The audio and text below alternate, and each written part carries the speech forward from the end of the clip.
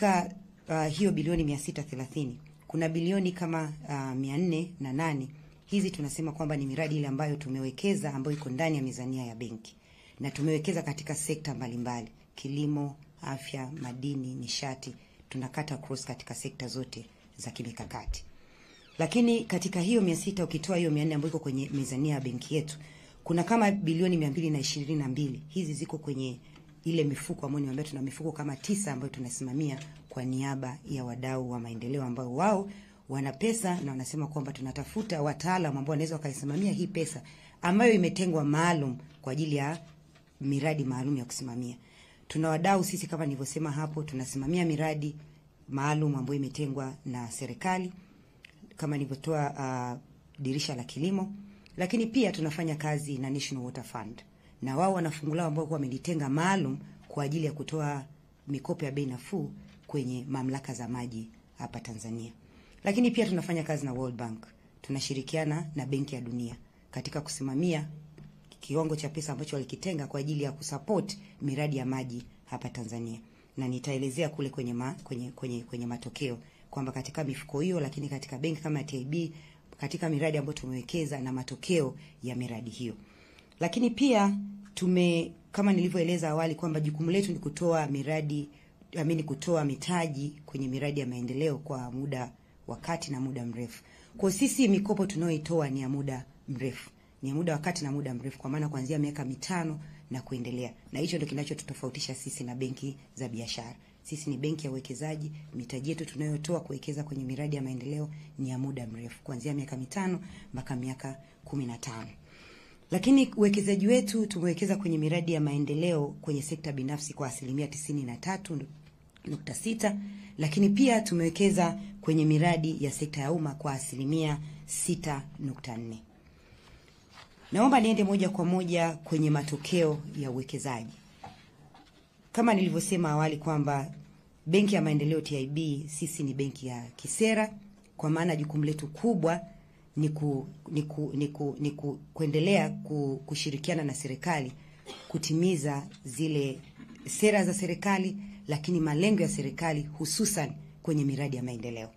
Kwa hiyo katika uwekezaji ambao nimeuzungumzia hapo, nitachambua tu kidogo baadhi ya sekta tumewekeza vipi na matokeo ya uwekezaji katika miradi hiyo katika hizo sekta mbalimbali. Nianze na sekta ya kilimo. Mpaka kufikia Disemba, Benki ya Maendeleo TIB imeweza kuwekeza takribani bilioni 162 kwenye sekta ya kilimo. Na katika uwekezaji huo tumeweza kugusa mikoa 23 ya Tanzania na wilaya 76. Zimeweza kuguswa na uwekezaji wa eneo la eneo la kilimo. Lakini pia katika uwekezaji huo, labda nielezee tu kidogo kwamba kama awali nilivyosema, asilimia kubwa uwekezaji wetu kwenye kilimo umetoka kwenye miradi ambayo iko chini ya dirisha la kilimo, ambayo tunasimamia kwa niaba ya serikali chini ya Wizara ya Fedha.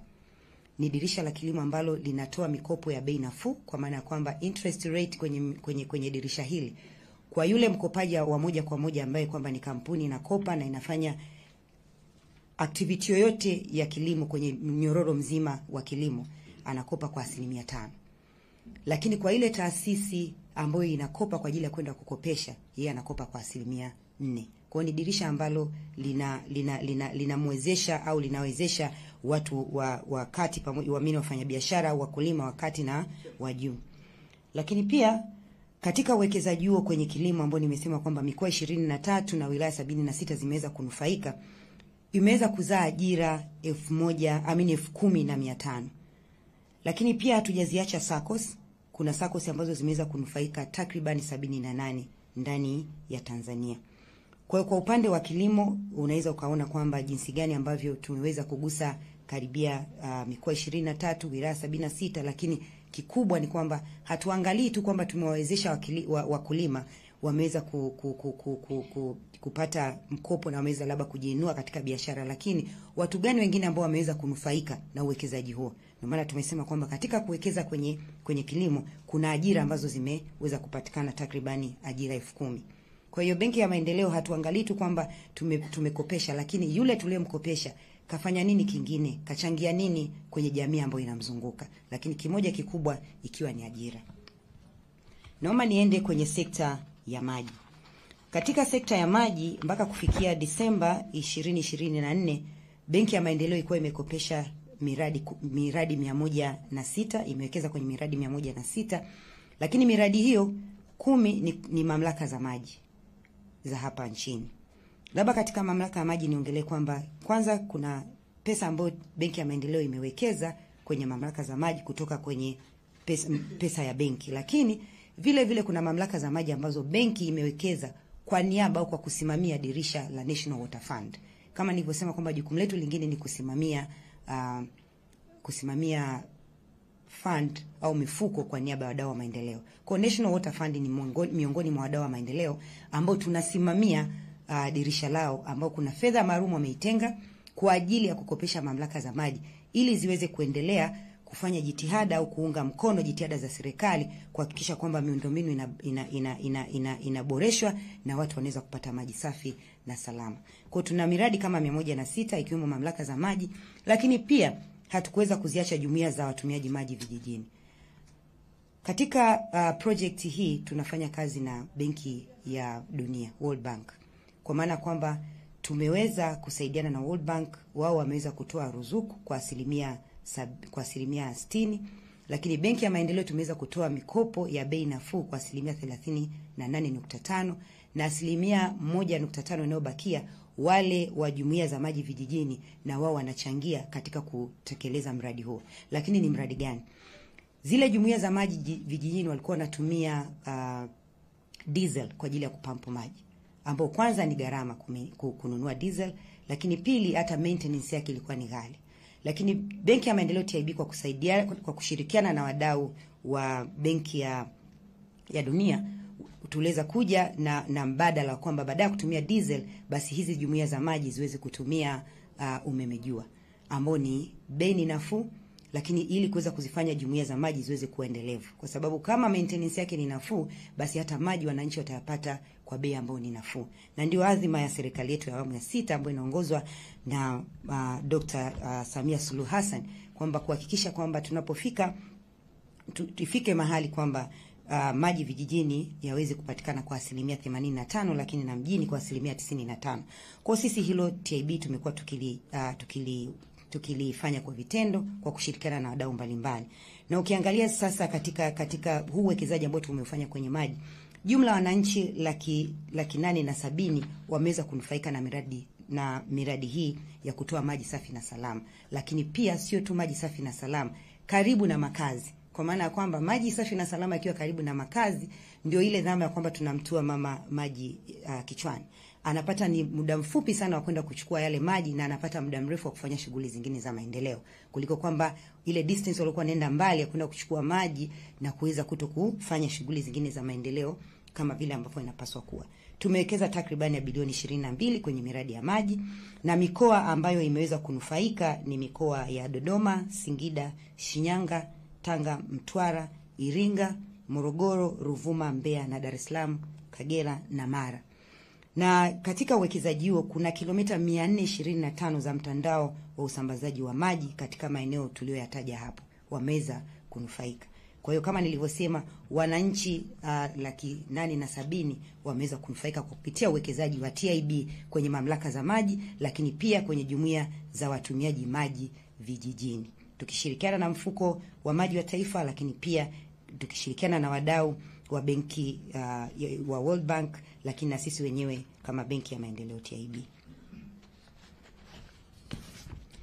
Nikiendelea, tukienda kwenye sekta nyingine ya nishati, tumeweza kuwekeza kwenye sekta ya nishati kama kiasi cha bilioni 13 na megawatt 8.87 zimewezeshwa kuunganishwa kwenye grid ya taifa. Lakini mikoa ambayo imeweza kunufaika ni Dar es Salaam, Iringa, Ruvuma, Pwani, Manyara na Njombe. Lakini niseme kwamba pia katika sekta hii ya nishati, Benki ya TIB kama Benki ya TIB, lakini pia tumeweza kushirikiana na wadau wa maendeleo. Hapa kwenye nishati niongelee kwamba tumeweza kushirikiana tena na Benki ya Dunia, World Bank, kwa kupitia wenzetu wa REA. Kuna program maalum, kuna project maalum ambayo nia ni kuweza kuwekeza kwa wale wazalishaji maji ambao wako maeneo ambao umeme wa TANESCO haujafika. Kwa hiyo Benki ya Maendeleo ikishirikiana na World Bank pamoja na wenzetu REA tumeweza kuwa na program ambayo inatoa mikopo ya bei nafuu kwa wale wanaozalisha maji kule vijijini ambako TANESCO haijaweza kufika, lakini sisi tumeweza kuhakikisha kwamba tunawawezesha wale ambao wamewekeza kwenye hiyo miradi ili na wao waweze kuleta mwanga kule vijijini ambako serikali yetu inatizama kwamba tufike mahali kila mwananchi aweze kuenjoy umeme. Kwa hiyo naweza tu nikasema kwamba kwenye sekta hii kaya 500,000 zimeweza kunufaika, lakini pia tukiachana na swala la umeme, pia tumekuwa tunafanya kazi na UNIDO kwa ajili ya nishati safi ya kupikia. Wote tunafahamu rais wetu wa Jamhuri ya Muungano wa Tanzania ni kinara kwenye nishati safi ya kupikia. Kwa TIB hatujakaa nyuma. Tumeweza kufanya kazi na mdau wa maendeleo ambao ni UNIDO karibu kabisa kwenye mradi wa kuweza kupromote nishati safi ya kupikia ethanol ambayo inatokana na mabaki ya miwa.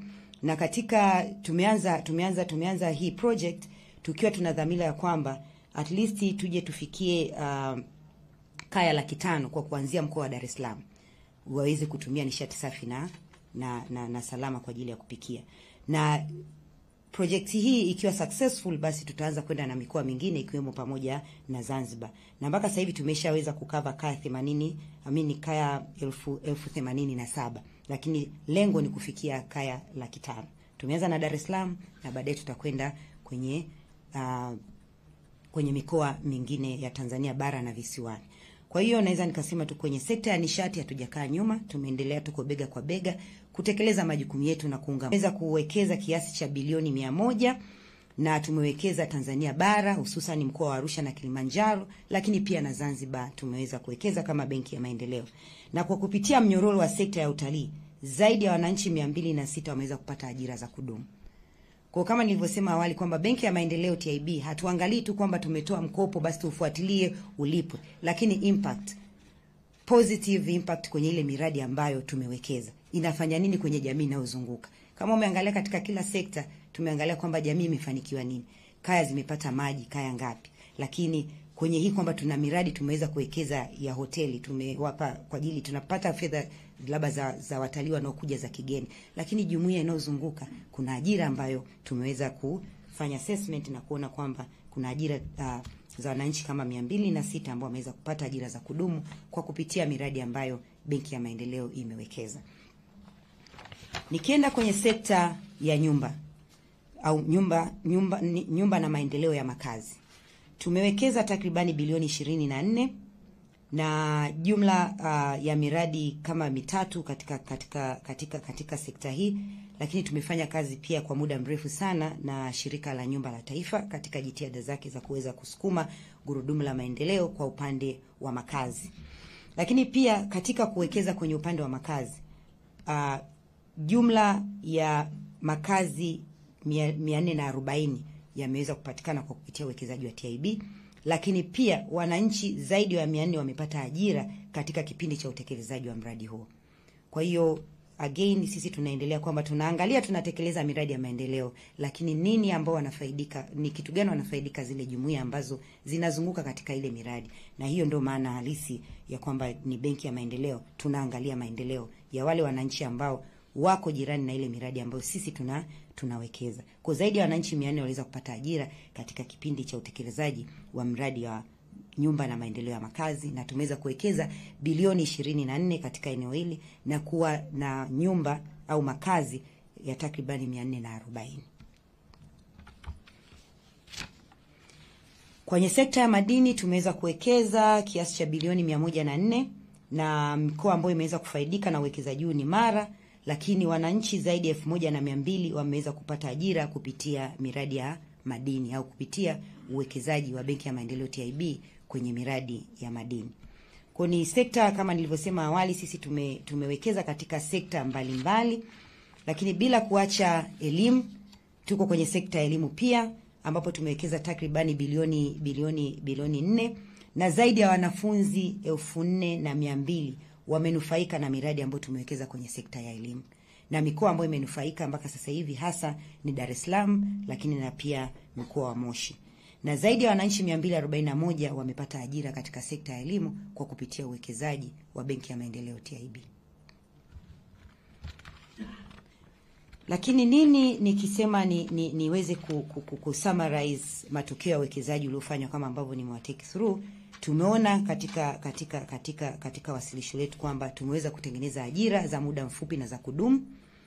Lakini pia kuongezeka kwa uzalishaji wa chakula na malighafi na matumizi ya viwanda na kuuza nje, kama nilivyoelezea kwenye mnyororo mzima wa thamani kwenye sekta ya kilimo nini tumefanya. Lakini pia ukiangalia kuna ongezeko upatikanaji wa maji safi na salama, kupunguza milipuko ya magonjwa na kumtoa mama ndoo ya maji kichwani. Lakini pia tumeangalia kwamba katika utalii tumewekeza katika hoteli hizo mbalimbali za kitalii ambazo watalii wameweza kuja nchini, lakini kwa kuja kwao Tanzania au nchi yetu imeweza kupatikana kwa kodi na fedha za kigeni.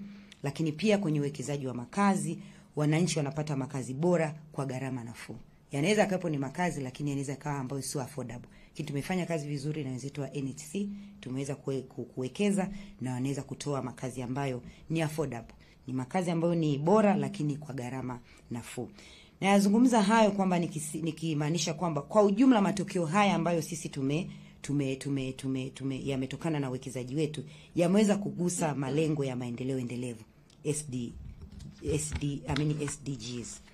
Labda tu niguse kidogo tu kwenye malengo hayo ya maendeleo endelevu ambayo yako ni mengi, lakini kwa benki ya TIB walau tumeweza kugusa kwenye malengo endelevu 6. Tumeweza kugusa kwenye lengo la usalama wa chakula na kupunguza njaa. Kama nilivyosema awali, tumewekeza kiasi cha bilioni 162.7. Lakini pia tumeweza kugusa lengo la 4 ambalo linazungumzia elimu, ambao tumewekeza takribani bilioni 4.3 kwa kipindi hiki ambacho cha miaka ambayo tunazungumza miaka 4 ya kuiunga mkono serikali yetu ya awamu ya 6 inaongozwa na mama yetu. Lakini pia tumeweza kugusa eneo la maji safi na salama ambayo ni lengo la 6, kama nilivyoeleza huko, takribani bilioni 22 ambazo tumeziwekeza kwenye mamlaka za maji pamoja na jumuiya za maji vijijini. Lengo lingine ambalo TIB tumeweza kuligusa katika malengo ya maendeleo endelevu ni kwenye upande wa nishati. Tumewekeza kwenye nishati takribani bilioni 15. Tumefanya kazi na TANESCO, lakini tumefanya na REA tukishirikiana na Benki ya Dunia kuweza kuhakikisha kwamba yale malengo ya serikali yanatimia katika adhima yao ya kuweza kuleta umeme hata kule vijijini ambako TANESCO bado haijafika. Lakini pia tumeweza kugusa lengo la 8 katika yale malengo ya maendeleo 17. Lengo la 8 ambalo tumeweza kuligusa ni kwenye kuwekeza katika ukuaji wa uchumi na ajira, hususan sekta za utalii, viwanda na usafirishaji, ambao jumla ya bilioni 250.7 tumeweza kuwekeza katika lengo hili la 8. Na lengo la 6 ambalo la mwisho kwa upande wetu TIB, lakini bado tunaendelea kushirikiana na serikali ya Jamhuri ya Muungano wa Tanzania ili na sisi tuendelee kuwekeza kwenye kutimiza yale malengo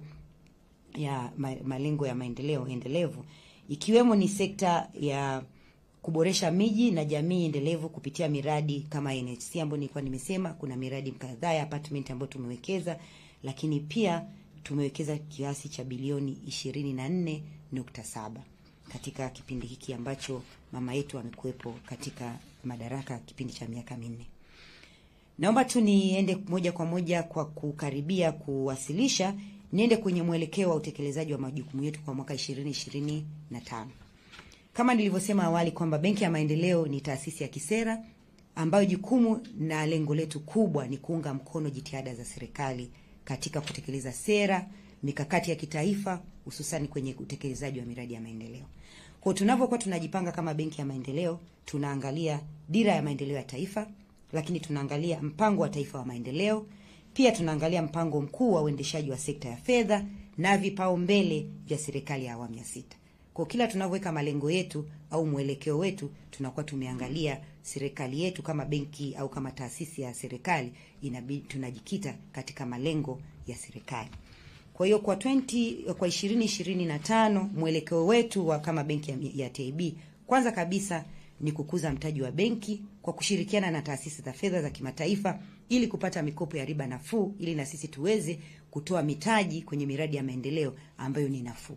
Kwa hiyo lengo letu ni kubwa, ni kwamba lazima tutafute mtaji wa kutosha ili tuweze kukidhi mahitaji ya wale wadau wa maendeleo ambao wanataka kuwekeza kwenye miradi ya maendeleo ili tuweze kuendelea kusukuma gurudumu la maendeleo la nchi yetu.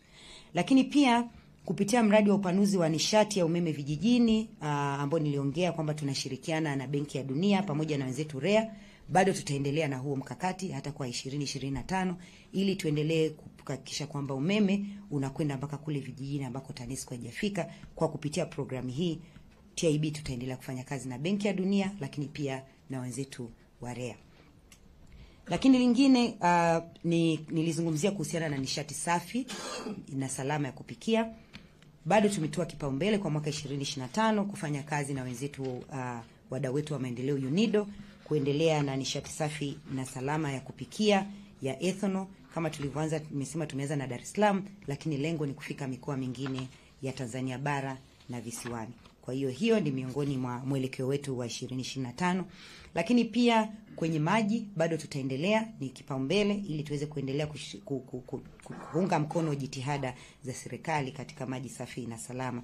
Tutaendelea kufanya kazi na wenzetu wa National Water Fund, National Water Fund, lakini KfW, lakini IFF-OBA, Benki ya Dunia na wadau wengine wote ambao tunaona wana interest ya kuweza kuwekeza kwenye sekta ya maji. Kwa hiyo hayo bado ni malengo yetu au ni mwelekeo wetu wa 2025. Lakini pia tutaendelea na tunalo dirisha la kilimo kama nilivyosema, bado tutaendelea. Tumeshafanya mikoa karibia 26 na wilaya 73.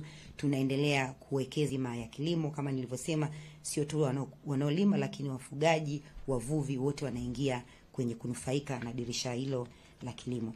Lakini pia tutaendelea kuwekeza kwenye ujenzi wa makazi, elimu, utalii, afya na upanuzi wa bandari kavu. Hiyo ni maeneo ambayo kwenye 2025 na yenyewe pia tumeyapa kipaumbele. Lakini pia kuimarisha wigo wa huduma za kifedha zikiwemo biashara ndogo na zakati, SMEs. Ni eneo ambalo pia tumeliweka kama ni eneo la kipaumbele kwa mwaka 2025.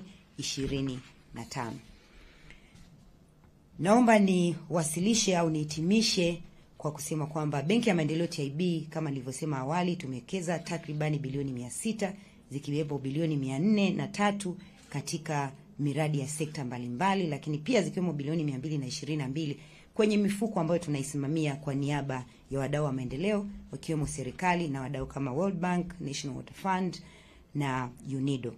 Lakini pia kupitia uwekezaji huu takribani ajira mpya 12,500 wa Tanzania wameweza kupata kupitia uwekezaji wa Benki ya Maendeleo TIB.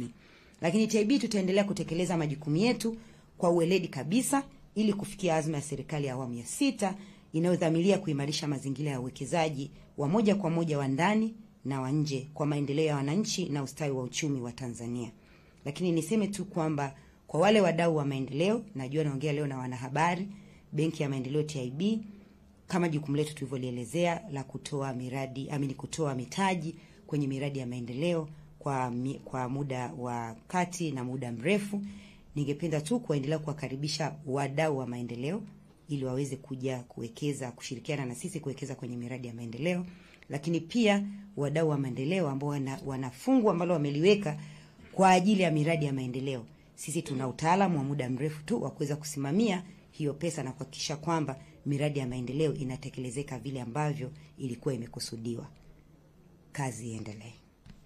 Asante sana. Asante sana. Mkurugenzi mtendaji wa Benki ya Maendeleo TIB, Bi Lilian Mbasi, kwa wasilisho lako ambalo kwa kweli limeelezea na matokeo ya fedha mnazopeleka kwenye miradi ni nini kwa wananchi wa kawaida kabisa. Jambo ambalo serikali ya awamu ya 6 imekuwa ikilisimamia ili kuonyesha matokeo ya kuinua uchumi wa wananchi mmoja mmoja. Naomba sasa tuwakaribishe wanahabari kwa niaba ya Watanzania ambao wanatufuatilia ili kuweza kukuuliza maswali. Karibuni.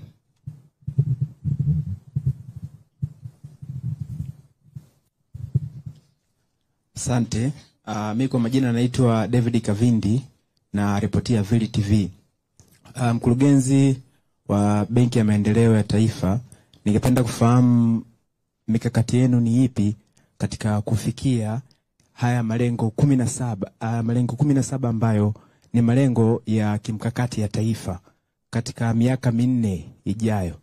Asante. Naitwa Lois Joseph, natoka EATV. Nimeona katika ripoti yako umeielezea kwamba asilimia karibu 90 mnawekeza kwenye sekta binafsi na asilimia kama 4 ndio katika sekta za umma. Ningetamani kujua kwenye hizo asilimia 96 ni vitu gani kwenye sekta binafsi mmefanya? Asante, mimi naitwa Bilson Boss Vedastus. Umeeleza mambo mazuri sana kwenye ripoti yako, lakini moja kati ya changamoto ambazo zimekuwepo kipindi cha nyuma ni pamoja na ripoti ya CAG mwaka 2022 kuonyesha kwamba TBA iliendelea kupata hasara takriban bilioni 131.07. Na umetueleza hapa kwamba mnaendelea kutoa mikopo kwenye baadhi ya miradi mbalimbali ikiwemo ya nishati, lakini pamoja na sekta ya maji na kilimo. Je, urejeshaji wa mikopo ukoje hadi sasa katika kipindi hiki cha miaka 4 ili kuepuka hasara hizi zinazoweza kujitokeza? Asante sana. Naitwa Richard Mwekenda wa CCM Blog na kamanda wa Matukio Online TV. Mimi nitaka kujua benki yenu inatumia vigezo gani hasa katika wale ambao wakulima wanaotaka kuomba mikopo kutoka kwenu? Mnawasaidiaje? Alafu moja ni kama ushauri, ngaje ni swali vile vile, mna mkakati gani wa kuwafikia wananchi vijijini waelewe hizo kazi zenu? Maana hata mimi hapa ndio leo na yasikia kutoka kwenu. Mkurugenzi, naitwa Ramadhani Hassan, natokea Mtanzania Dikto. Nilikuwa nataka kujua kuhusiana na tathmini ya ufuatiliaji wa hii miradi yenu, kwa sababu tunaona kwamba mmefanya miradi mingi sana, lakini kuna miradi ambayo inaonekana ina changamoto.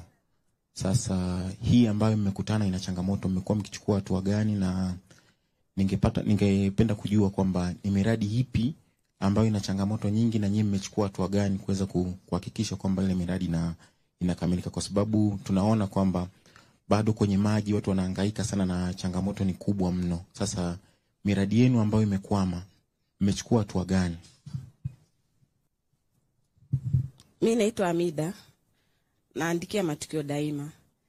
Mimi ningependa kufahamu mpaka sasa mmeshawafikia wajasiriamali wangapi na vigezo gani ambavyo vinatakiwa ili waweze kukopesheka?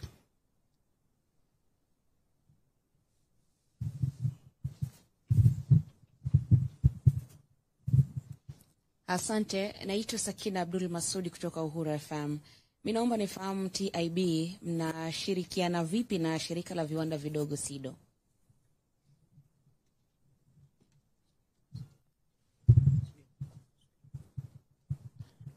Mimi naitwa Danson Kaijage, niko Mwanahalisi Online na Raia Mwema.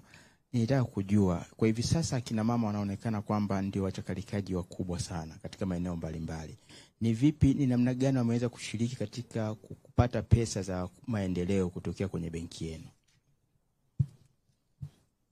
Asanteni sana waandishi, naomba Bi Lilian basi ujibu maswali hayo.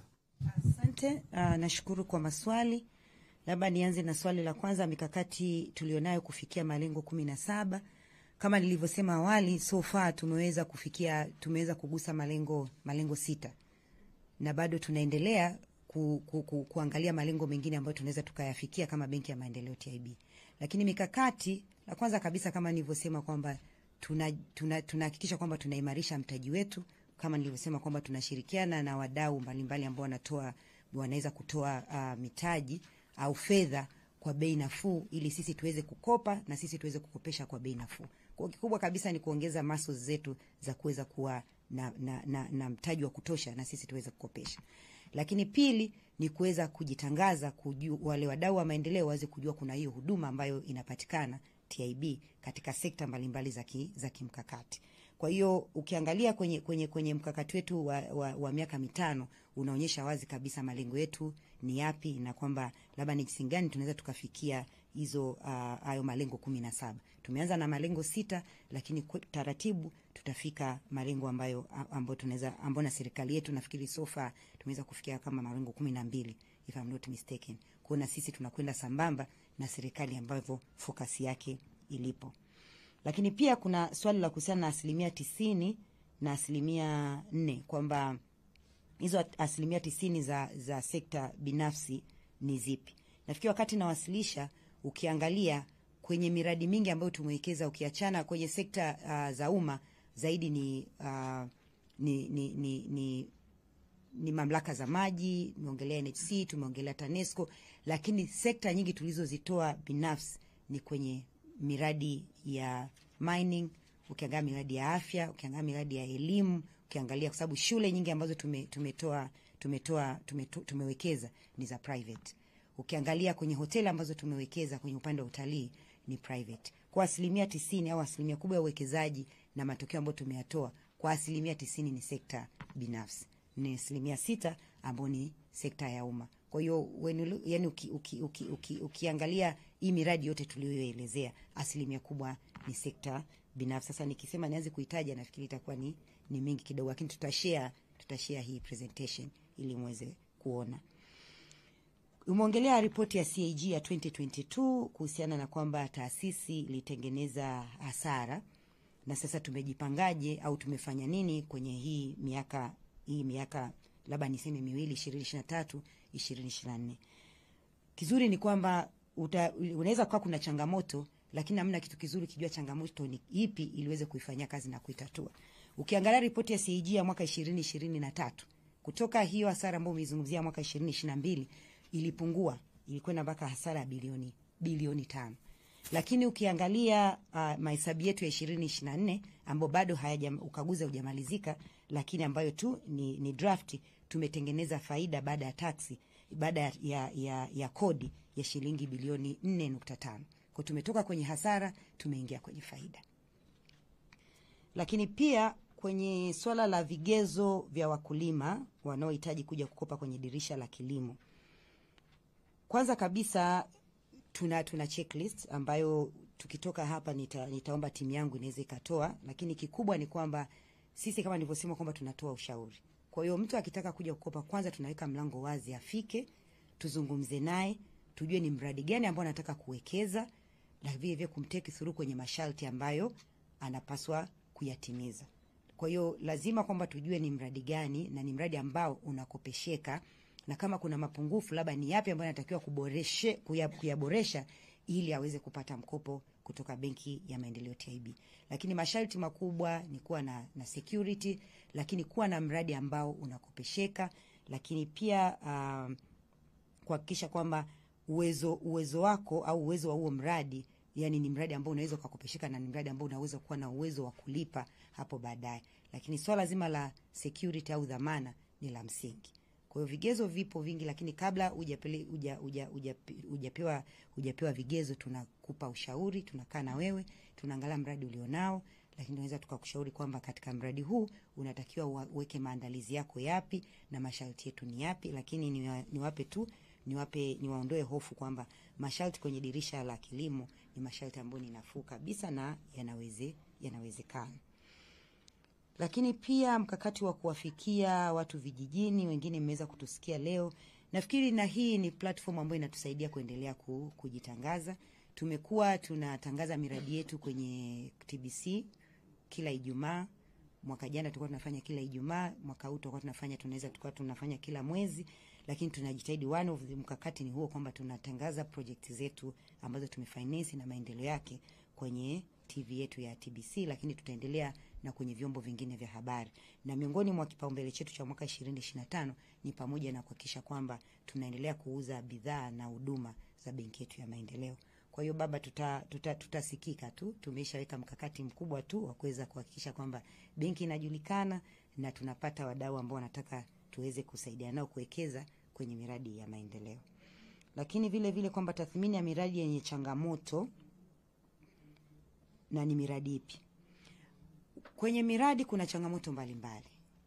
Katika uwekezaji, kwa watu ambao wako kwenye sekta ya fedha wanaweza kalifahamu hilo. Kuna changamoto ambazo zingine zinakuja, labda let's say kama ilivyokuwepo COVID-19. Ni changamoto ambazo hazikwepeki, zimeathiri miradi. Kwa changamoto kama hizo, kama benki inaangalia ni jinsi gani mteja labda ameathirika na hilo, na jinsi gani ambavyo tunaweza tukampa muda na kurestructure ule mradi ili aweze kuinuka na mradi uendelee, kwa sababu lengo sisi ni kwamba tuweze mradi uendelee na manufaa ule mradi kwenye jamii yaendelee. Lakini kuna changamoto nyingine ambazo kwamba labda zimetokana na hali ya hewa, mafuriko na vitu kama hivyo. Na kuna changamoto nyingine ambazo kwamba labda tu mteja mwenyewe aliweza kudivert ile fund ambayo ilikuwa inatakiwa ende kwenye project husika ikaenda kwingine. Kwa changamoto ni tofauti. Hakuna changamoto ambayo ni specific utasema kwamba miradi yote tunaowekeza ina changamoto moja. Changamoto ni nyingi, kwa hiyo kila changamoto tunaikabili kulingana na vile ambavyo ipo, lakini lengo kubwa la Benki ya Maendeleo TIB ni kwamba lile lengo la ule mradi ambao tunawekeza litimizike. Changamoto zinakuwepo, tunajaribu kuzitatua pamoja na wale wawekezaji kwenye hiyo miradi na kuhakikisha kwamba dhamira ya ule mradi wa maendeleo itimie.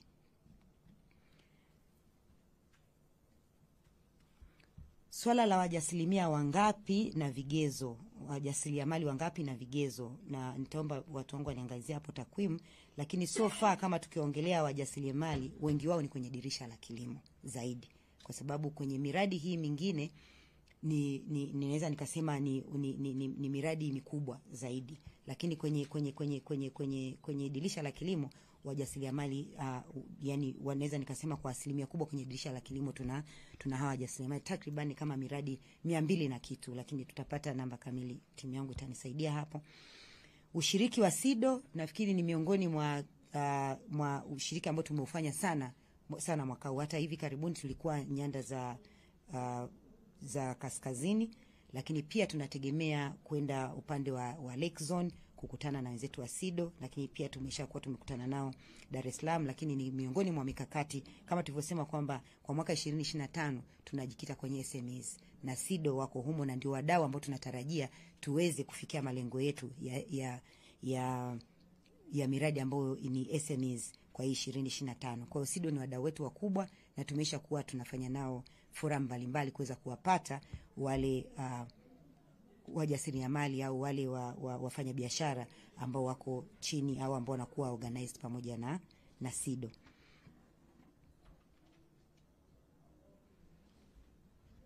Na lingine mongelea kuhusiana na kina mama.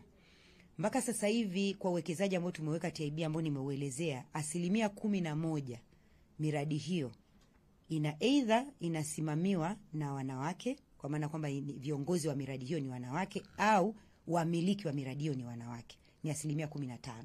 11. Bado ni asilimia ambayo tunaiona ni ndogo, na mkakati ambao tuna product mpya ya wanawake ambao tutaianzisha mwaka huu 2025, na tutawaomba wanahabari ikishakuwa iko tayari basi ili tuweze kuitangaza. Kwa hiyo tumetoa nafasi au na sisi kama Benki ya Maendeleo TIB tunasukuma hiyo agenda ya usawa, na katika kusukuma agenda hiyo basi tuna hiyo product ya wanawake ambayo tunaianzisha mwaka huu 2025, lakini kwenye miradi ambayo tumeshawekeza 11% ni miradi ambayo ina kuwa implemented na wanawake. Nafikiri nimekamilisha maswali 9 ambayo yalikuwa yameulizwa.